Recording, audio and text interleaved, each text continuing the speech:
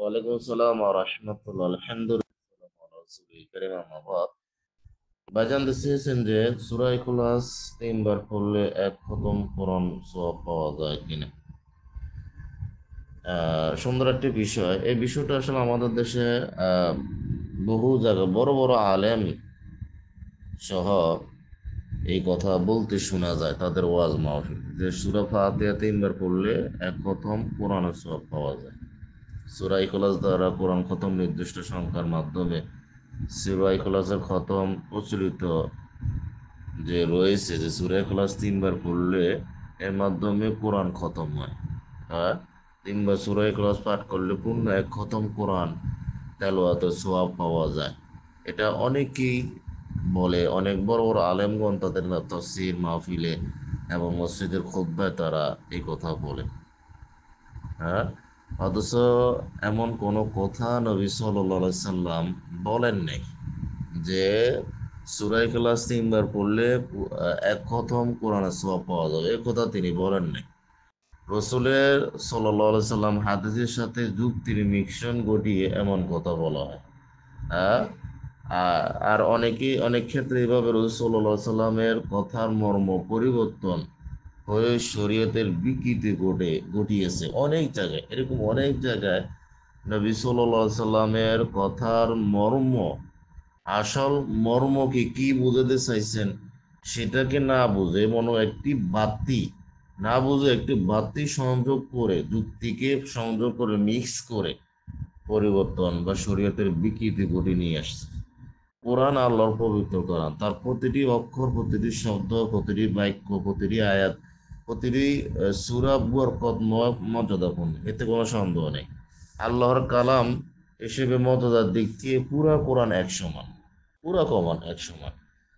আহ, তবে ভাব ও মর্মের দিক থেকে কোনো কোনো আয়াত বা সূরা ফজিলত উন্নতির তুলনায় বেশি বলে নবী সাল্লাল্লাহু আলাইহি সাল্লাম বেশ কয়েকটি হাদিসে উল্লেখ করছেন, যেমন সূরা মূল, আয়াতুল কুরসি, এরপরে আপনার রয়েছে সূরা বাকারা, সূরা আল ইমরান।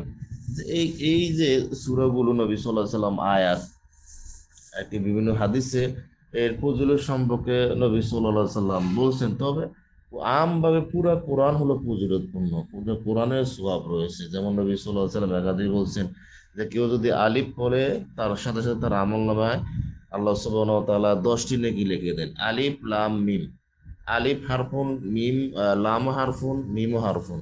কেউ যদি এখন এই তিনটে শব্দ যদি কেউ পড়ে, তাহলে তার আমল নামে 30টি নেকি আল্লাহ সুবহানাহু ওয়া তাআলা লিখে দেন। তাহলে পুরো কোরআনে হলো ফজিলতপূর্ণ। এরকম পঞ্চতাপূর্ণ একটি সূরা হলো সূরা ইখলাস। সূরাটিতে আল্লাহর তার পরিচয় উন্নত আপনার অল্প বাক্যের মাধ্যমে আল্লাহ সুবহানাহু ওয়া তাআলা পরিপূর্ণভাবে তুলে ধরেছেন। এই সূরার ফজিলত নবী সাল্লাল্লাহু আলাইহি ওয়াসাল্লাম বলছেন, ওয়াল্লাযী নাফসি বিয়াদিহি, নবী সাল্লাল্লাহু আলাইহি ওয়াসাল্লাম বলছেন, ওই সত্তার কসম যার হাতে আমার প্রাণ, নিশ্চয়ই এটি, এই সূরা কোরআনের এক তৃতীয়াংশ বরাবর, এক তৃতীয়াংশ বলছেন নবী সাল্লাল্লাহু আলাইহি সাল্লাম, যে এই সূরা কোরআনের এক তৃতীয়াংশ। নবী সাল্লাল্লাহু আলাইহি ওয়াসাল্লাম বলছেন সহিহ বুখারীতে, বলেন না যে এক খতম কোরআনের সওয়াব পাওয়া যায়। আরেকটি হাদিসে নবী সাল্লাল্লাহু আলাইহি সাল্লাম বলছেন যে তোমাদের কেউ প্রতি রাতে কোরআনের এক তৃতীয়াংশ পড়তে অক্ষম? সাহাবীরা বললেন, এক তৃতীয়াংশ কিভাবে পড়বো? রাসূলুল্লাহ সাল্লাল্লাহু আলাইহি ওয়াসাল্লাম বলছেন, কুল হুয়াল্লাহু আহাদ। এটা হলো এক তৃতীয়াংশ সমান। এবার দেখুন এই হাদিসকে, হাদিসের অর্থটিকে কিভাবে পরিবর্তন করে তা রাসূল সাল্লাল্লাহু আলাইহি সাল্লামের দিকে সম্পৃক্ত করা হয়েছে, যার কোনো বিবরণ সহিহ হাদিসে নেই যে পুরো কোরআন মানে সূরা ইখলাস তিনবার পড়লে কত কোরআন সওয়াব পাওয়া যায়, বরং এক তৃতীয়াংশ সমান। এবং তিনবার পড়লে পূর্ণ কোরআন সওয়াব পাওয়ার পারা এক নয়। হ্যাঁ, আলমগণ, বিদ্বানগণ আহ বলছেন যে হাদিসের মর্ম বর্ণনা করতে গিয়ে তারা বলছে কোরআনের বিষয়বস্তু মূলত তিনটি: আকাম বা জীবন বিধান, আখবার বা সংবাদ সমূহ, তৌহিদ তথা আল্লাহর একত্ববাদের বিবরণ। সূরা ইখলাসে তৌহিদের আলোচনা বা আল্লাহর একত্ববাদকে সুন্দরভাবে তুলে ধরা হয়েছে, তাই রাসূল সাল্লাল্লাহু আলাইহি সাল্লাম একে এক তৃতীয়াংশ বলছেন। আবার কেউ কেউ অন্য ব্যাখ্যা করছেন কোরআনের অর্থ তিনভাবে বিভক্ত: ঘটনাবলী, আহকাম, আল্লাহর গুণাবলী। সূরা ইখলাস আল্লাহর গুণাবলীতে বিশেষ তো রয়েছে। এভাবে বলা যায় যে পুরো কোরআন আলোচনা তৌহিদ রিসালাত আখিরাতকে নিয়ে, যে কোনো বিষয় এই তিনটি কন্ট্রির সাথে যদি সম্পৃক্ত।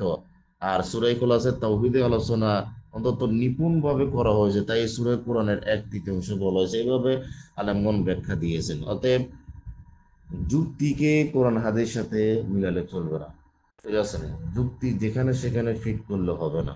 হাদিসে যেভাবে আসছে এভাবে বয়ান করতে হবে।